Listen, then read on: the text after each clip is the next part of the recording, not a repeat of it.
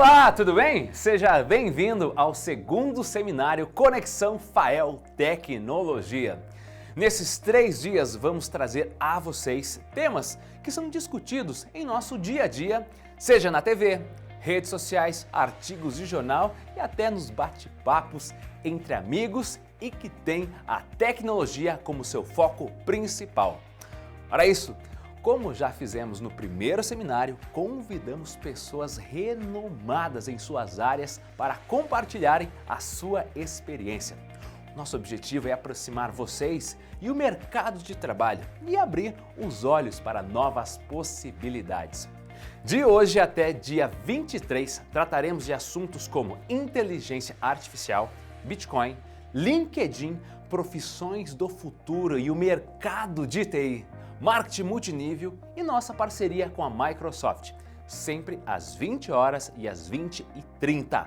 Começamos com o Amintas Lopes Neto, falando de inteligência artificial. E na sequência, Heloísa Sene, com o tema Bitcoin. Aproveite bastante o nosso seminário. Serão 3 dias de um conteúdo novo, preparado especialmente para vocês. Espero que se divirtam e possam aplicar essa experiência na sua carreira. Bom seminário! Olá a todos, eu sou o Amintas. Gostaria de agradecer a Fael pela oportunidade de estar aqui hoje para falar para vocês sobre inteligência artificial. Como vocês devem estar pensando, essa é uma área bastante interessante, muita gente tem falado sempre sobre esse tipo de coisa.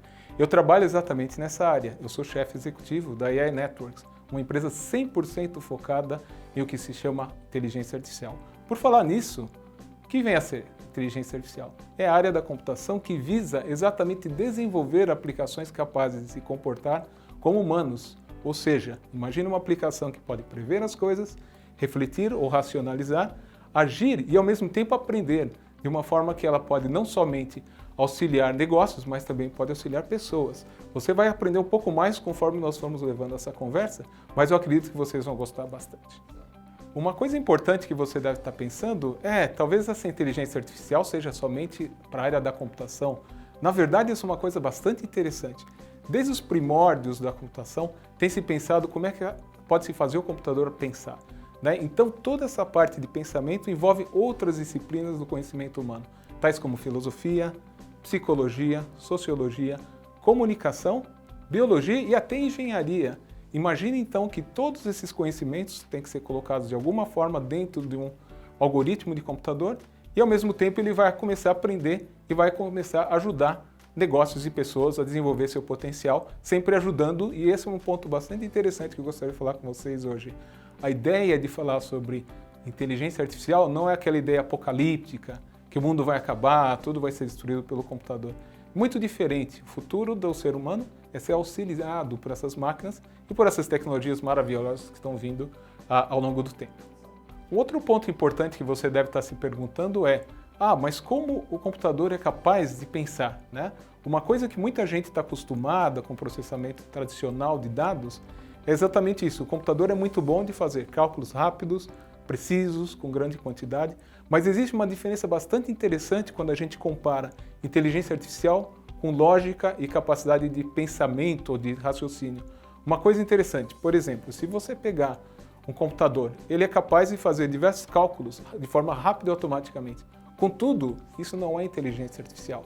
A inteligência artificial passa num ponto onde o computador tem que tomar ações e coisas que muitas vezes são até comuns para a gente dentro do nosso dia a dia, como escolher uma roupa para ir para o trabalho, reconhecer padrões e similaridades dentro de algo que você está vendo na rua ou você está interagindo com pessoas. É esse o ponto que a gente começa a falar que o computador está pensando, que ele é capaz de distinguir branco do preto, ele é capaz de distinguir uma imagem de um gato com a de um cachorro, ele é capaz de desenvolver alguma coisa que faça sentido, além do que fazer cálculos de forma rápida e eficiente, que a gente já conhece bem que funciona assim, a informática como é hoje. Acredite ou não, você já está usando inteligência artificial no seu dia a dia. Por exemplo, quando você está digitando um texto, o corretor ortográfico é um bom exemplo de como a inteligência artificial funciona. Já reparou que muitas vezes você está digitando uma palavra e antes de você terminar essa palavra, ele automaticamente já sugere qual palavra que você escrever? Isso não é mágica. Basicamente, existe um mecanismo lá atrás, como a gente já explicou anteriormente, que está prevendo o que você está querendo dizer e ao mesmo tempo ele faz esse tipo de ajuda e te passa essa informação. Outro exemplo interessante de uso de inteligência artificial de uma forma básica é um procurador de internet, como o Google, por exemplo. Você faz uma procura e ele traz automaticamente tudo o que você está querendo e muitas vezes entendendo todo o contexto da procura que você está fazendo e linkando muitas vezes com outros mecanismos. Mais um exemplo interessante, quando você usa redes sociais. Então vamos imaginar que você foi no Google e procurou a informação sobre um carro. Essa informação do carro foi trazida para você, mas ao mesmo tempo, logo depois, quando você vai numa rede social, já reparou que uma propaganda aparece? Isso novamente não veio do nada. Existe um ponto de inteligência artificial que está entendendo o que está acontecendo, está antevendo e te oferecendo alguma coisa que pode ser do seu interesse. Agora vamos falar um pouco mais do uso da inteligência artificial de forma avançada. Eu contei para vocês um pouco sobre a questão básica, né? Então vamos começar com o primeiro exemplo. Carros autônomos. Você já deve ter visto, talvez na TV, ou já ouvido falar. Mais e mais a gente começa a ver carros capazes de se dirigirem, ou seja, automaticamente, sem nenhum motorista. Como é que essa mágica funciona, né? Basicamente, existe um mecanismo de inteligência artificial que é capaz de antever todas as variáveis que podem acontecer durante um trajeto de um carro. Por exemplo, se um objeto cruza a frente do carro, velocidade, se está chovendo ou não está chovendo. Essa é uma das formas mais dinâmicas que a inteligência artificial tem se mostrado na questão avançada e cada vez mais a gente vai ver isso acontecendo. No Brasil a gente não tem isso ainda implantado, em alguns outros países como Estados Unidos e Europa já começaram, mas confiem em mim, vocês vão ver em breve carros saindo simplesmente pela rua sem nenhum motorista. Não fiquem preocupados, ninguém vai morrer, ninguém vai ser atropelado, simplesmente uma nova forma da tecnologia ajudar e cada vez mais isso vai salvar tempo, vai ser mais eficiente, vai até salvar vidas. A chance de ter um acidente com o carro vai ser cada vez menor. Um outro ponto bastante interessante é o atendimento automatizado. Então imagine, por exemplo, se eu quero uma informação que seja dado para mim dentro de um website, dentro de uma aplicação, muitas vezes você tem que entender como é que funciona o website, como é que essa aplicação é instalada e assim vai. Você simplesmente pode ter um agente conversacional falando com você. Muitas pessoas já devem ter acessado bancos, por exemplo, e você vê lá um agente, que a gente chama de chatbot, muitas vezes. Ele fala, posso lhe ajudar, por exemplo? Quando você está falando com ele, acredite-me, 90% dos casos você está falando com um computador. Ou seja, existe um mecanismo de inteligência artificial que está conversando com você de forma eficiente, rápida, educada e sempre de maneira rápida e boa, que vai ser bom para a empresa, bom para você, ele vai resolver o seu problema. Um último exemplo sobre a questão de inteligência artificial de forma avançada é o processamento de imagens, ou seja, é possível também fazer previsões usando imagem, se detectando coisas que muitas vezes o ser humano não conseguiria captar. Vou colocar um exemplo para vocês. Imagine que vocês tenham câmeras em estabelecimentos e alguém puxa uma arma. Esse tipo de imagem pode ser capturada em milésimos de segundo por computadores e a polícia pode ser acionada imediatamente. Mais uma vez, nosso bom e velho amigo inteligência artificial em ação, tentando ajudar e facilitar a vida das pessoas. Vamos agora para a pergunta de $1 milhão. Devemos nos preocupar com a inteligência artificial? A minha resposta é não. A questão é que nós devemos nos preparar. Pense dessa forma, como eu disse no começo da nossa apresentação, a inteligência artificial veio para nos ajudar, veio para fazer os nossos trabalhos mais simples. Não pense da forma apocalíptica, que tudo vai acabar, todo computador vai dominar o ser humano. A questão é, nós já tivemos outras revoluções industriais e o mundo não acabou. Existem diversos exemplos clássicos, a questão é que nós devemos nos preparar. E aí vamos dar algumas dicas para vocês como vocês podem fazer isso. Primeiro, haja de forma aberta, com a mente aberta e criativa. Segundo, aprenda as novas ocupações que estão surgindo. Um bom exemplo, cada vez mais profissões ligadas à inteligência artificial vão surgir. Por exemplo, treinando modelos de AI, treinando robôs e assim vai. Então vão surgir uma série de empregos novos que vão surgir ao longo do tempo. Um outro ponto interessante, talvez o último, antecipe o que está vindo e o que vai surgir. Então leia, seja informado, preste atenção nas tendências e não só nas coisas más que muita gente fala sobre inteligência artificial. Preste atenção, leve vantagem em cima do que vai acontecer. Eu acredito que basicamente é isso. Pense como a inteligência artificial, como uma nova onda de tecnologia que está vindo para revolucionar o mundo. Nós acreditamos que começa agora e isso vai pelo menos 2 ou 3 décadas, mas tire a vantagem E uma das vantagens é estudando, é aprendendo, e eu acho que essa é uma proposta bastante interessante. Com isso, eu gostaria de agradecer novamente a presença de todos e até a próxima, pessoal. Olá, meu nome é Heloísa Sene, eu sou vice-presidente do grupo Bitcoin Banco e hoje eu convido você a conversar um pouco sobre as criptomoedas, em especial o Bitcoin. Agradeço ao Rafael pelo convite e em poder conversar com você sobre esse assunto, que é o que nos move. Vamos iniciar falando do que são as moedas virtuais. Moedas virtuais, como o próprio nome diz, elas são completamente virtuais. O que isso quer dizer? É impossível tangibilizar, não existem cédulas dessas moedas. Hoje já é possível fazer compras de produtos e serviços através das moedas virtuais, não só pela internet, mas também em lojas físicas. Quando a gente fala de moeda virtual, o nome que vem à nossa cabeça, em primeiro lugar, é o Bitcoin. O Bitcoin é a maior, a primeira, a mais utilizada e a mais valorizada de todas as criptomoedas. E são diversas criptomoedas hoje. Estamos falando de mais de 1.800 e esse número cresce a cada dia. Vamos falar um pouco do Bitcoin.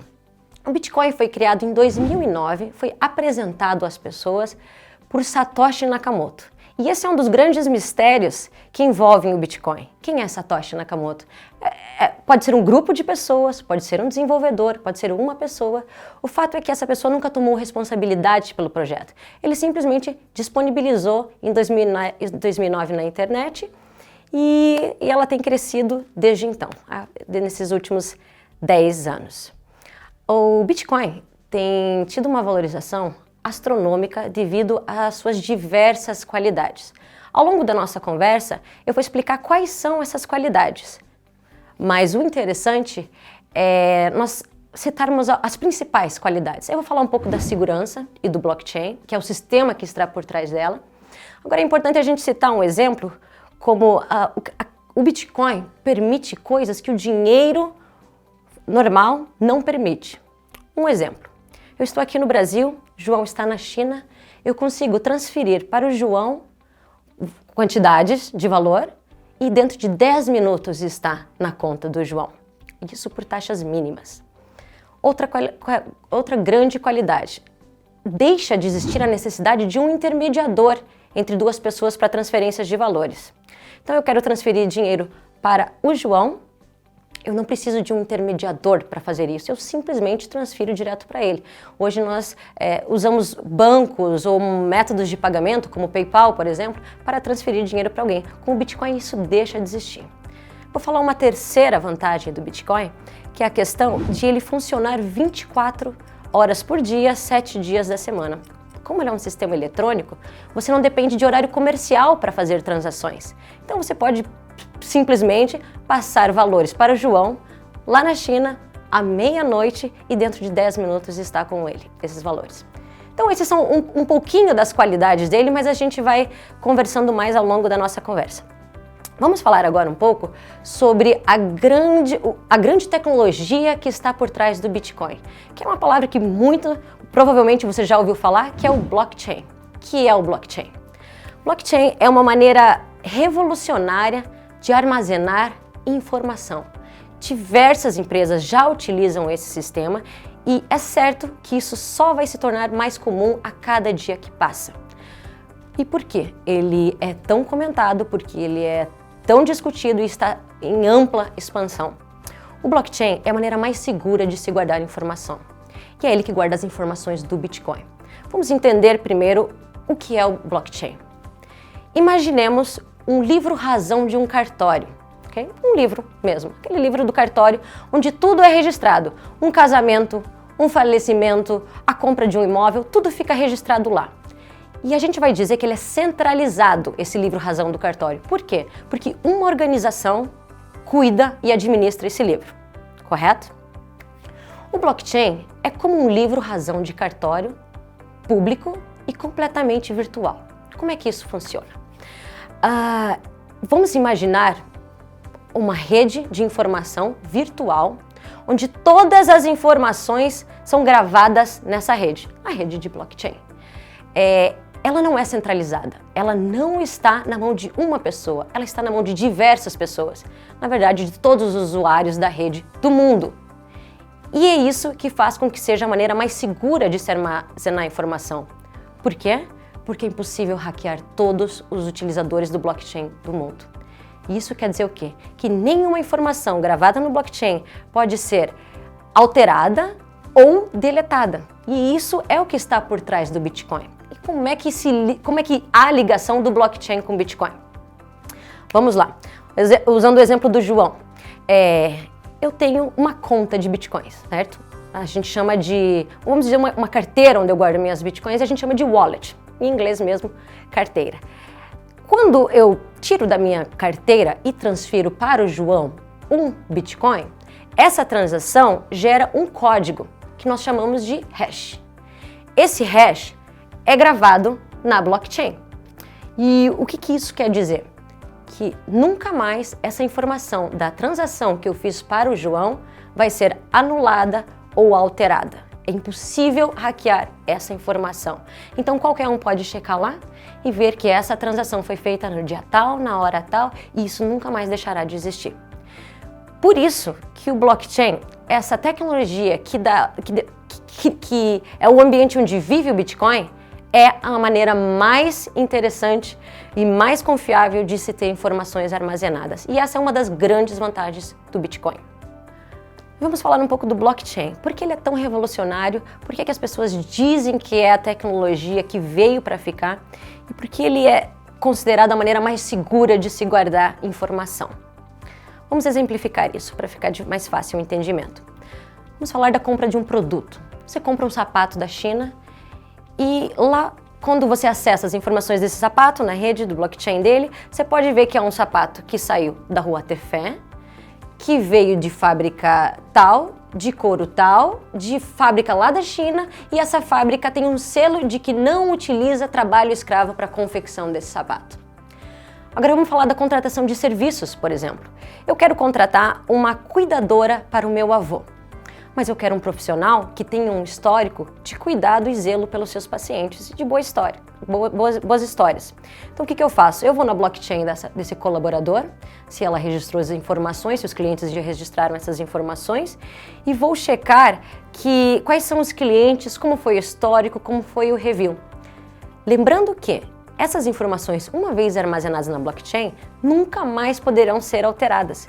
Por isso é uma maneira fantástica de se armazenar informação. Mas deixa eu dar um outro exemplo, falando de um tema mais atual, que é a política, por exemplo. Vamos falar de um político que faz promessas numa eleição e tem essas promessas registradas na blockchain. Daqui a 2 anos, quando ele for eleito, eu posso checar quais foram as promessas dele. Posso, inclusive, checar quais foram os votos que ele teve ao longo desses 2 anos e comparar se eles estão de acordo com as promessas, com os atos. Outro exemplo na política. E se todos os votos não mais utilizassem urna eletrônica, não mais utilizassem o voto no papel e fossem registradas no blockchain? Lembrando, uma vez inserido, é impossível hackeá-lo.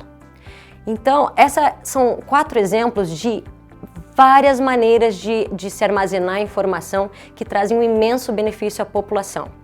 Eu quero deixar um recado aqui. Se você for da área de tecnologia, não tem certeza de que área seguir, eu quero deixar minha dica pessoal para que você siga no caminho de aprendizado sobre o blockchain. Os profissionais nessa área são raros, são caros e são muito procurados. Então fica aqui minha dica para você que ainda não descobriu ou está em dúvida sobre que caminho seguir. Blockchain é uma coisa que veio para ficar no mercado e é extremamente procurada. Agora vamos voltar a falar de moedas virtuais, na verdade vamos focar aqui no Bitcoin, que é a maior de todas. Tá bom, Heloísa, eu já entendi o que são as moedas virtuais, eu já entendi o Bitcoin, eu já entendi o blockchain. Como é que eu faço para ter um Bitcoin? Bom, um Bitcoin custa hoje R$25.567. Mas calma lá, você não precisa comprar um Bitcoin inteiro, você compra frações dele, tá? Vamos falar de como é muito simples comprar um Bitcoin. É uma compra virtual e se dá através de uma corretora de criptomoedas. É um serviço até bem comum. Aqui no Brasil, nós temos 33 corretoras de criptomoedas. E no linguajar comum a gente chama de exchanges. Eu indico a Negocie Coins, o site www.negociecoins.com.br. Lá eu conheço bem o funcionamento. Você entra no site, se cadastra, vai enviar dois documentos básicos como RG, comprovante de residência.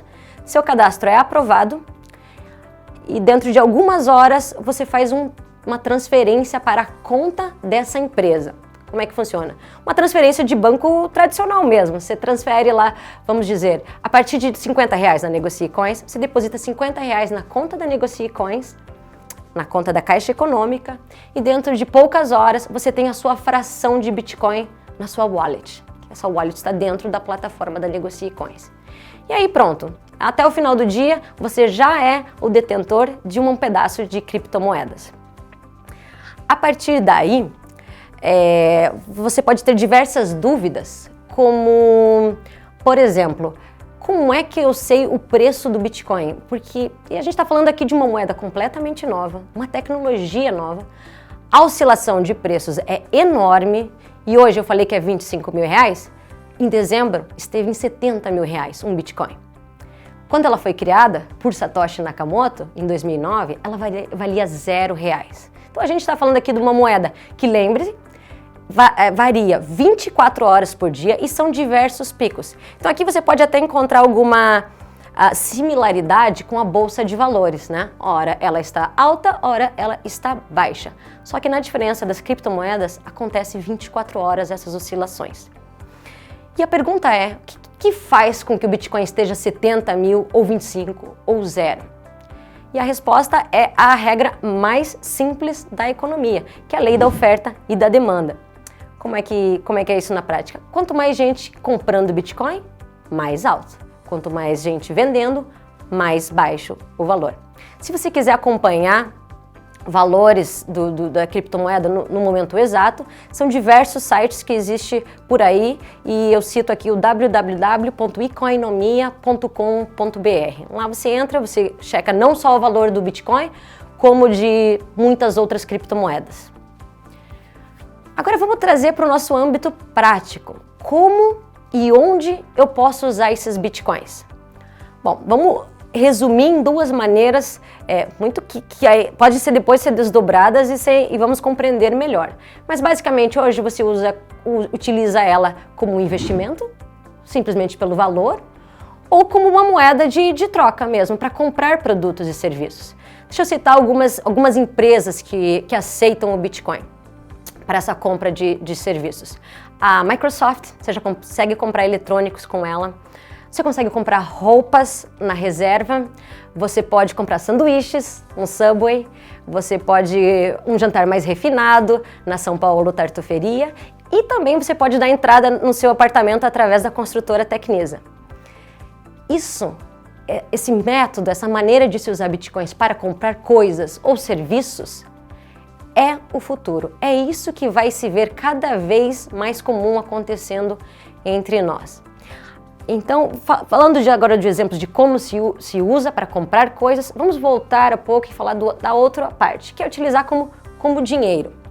E essa talvez é a pergunta que mais gere curiosidade para você, porque é geralmente o que o pessoal mais me pergunta. Como é que eu faço para ganhar dinheiro com Bitcoin? Bom, existem 3 comportamentos que o detentor de Bitcoin pode adotar, que é ser um holder, ser um trader ou ter uma postura de investimento, né? Vamos falar do holder. A maioria das pessoas que tem Bitcoin são holders. Que quer dizer o quê? Quem segura, quem guarda. Essas histórias que a gente ouve de pessoas que ficaram milionárias com Bitcoin, eles são holders. O que eles fizeram? Eles compraram lá, perto de 2009, quando o Satoshi divulgou o trabalho, não valia nada ou quase nada. E com o tempo foram valorizando. E de que números nós estamos falando? Em 2017, estamos falando de 1.800% de valorização. É uma moeda que sofre diversos picos e tem uma valorização astronômica. Então, a maioria das pessoas que tem bitcoins, elas fazem exatamente isso. Elas seguram, elas são holders. Agora, vamos falar dos traders. Traders troca. Quem são essas pessoas? É o pessoal que está um pouco mais íntimo com as criptomoedas e ganham dinheiro com isso de maneira mais rápida. Que é o quê? Compra na baixa e vende na alta. Eles fazem isso através do quê? De plataformas, de corretoras, ou através de pessoa para pessoa mesmo, que nós chamamos de P2P, peer-to-peer. Então essas são pessoas que fazem diversas movimentações por dia ou esperam os picos e sabem utilizá-las. A minha dica é para quem ainda não está muito familiarizado com o funcionamento, que estude antes de virar um trader. Antes de passar da fase holder para um trader. Por quê? Porque essas corretoras, como uma corretora de dinheiro fiduciário, ela cobra taxas. Então tem que existir um bom conhecimento, tem que ter uma experiência em análise gráfica antes de fazer essas operações, porque a informação é a melhor maneira de garantir que você está sendo responsável com o seu dinheiro, ok? Vamos falar do terceiro comportamento que uma pessoa que tem bitcoins pode ter. Que aqui eu tenho, por exemplo, do investidor. Eu não sou holder, eu não seguro, espero que ela valorize. Eu não sou trader, eu não fico comprando e vendendo ela, mas eu me denomino como investidora. Por quê? Porque eu tenho essas criptomoedas e eu deixo com uma instituição que fica com elas para mim, garante a segurança delas e me remunera pelo tempo que ela mantém essas criptomoedas. Se está parecendo um pouco complicado esse relacionamento, deixa eu simplificar no mercado financeiro tradicional. Vamos lá, eu tenho R$100 e eu deixo lá na Caixa Econômica, na poupança, por meses. Cada mês a Caixa Econômica me remunera um pouquinho, que é o que eles chamam de juros, e me remunera um pouquinho por manter esse dinheiro. E é exatamente isso que acontece nesse relacionamento com criptomoeda. Eu deixo numa instituição que só trabalha com criptomoeda e ela me remunera por esse tempo, que é o caso do Bitcoin Banco, de onde eu sou parte, por exemplo. Essas são as 3 maneiras de se utilizar as criptomoedas. Eu encerro aqui a nossa conversa. Ficamos à disposição para dúvidas, o nosso contato vai aparecer ali. Temos consultores que podem lhe ajudar sobre qualquer dúvida a qualquer momento. E de toda maneira ainda tem diversas informações na internet, na rede, no YouTube, você vai encontrar muita informação. É uma área que está crescendo muito, que nós temos o maior interesse em passar informações para as pessoas como uma nova tecnologia que agrega muito para a sociedade, de maneira transparente, de maneira clara, de maneira segura, e nós sabemos que a educação é a melhor maneira para isso. Acreditamos na tecnologia, mas também acreditamos nas pessoas. E acreditamos que o futuro é feito de pessoas. Portanto, esteja livre para nos contatar, ter as informações e esclarecer qualquer dúvida sobre essa nova tecnologia que acreditamos veio para ficar. Muito obrigada, até a próxima.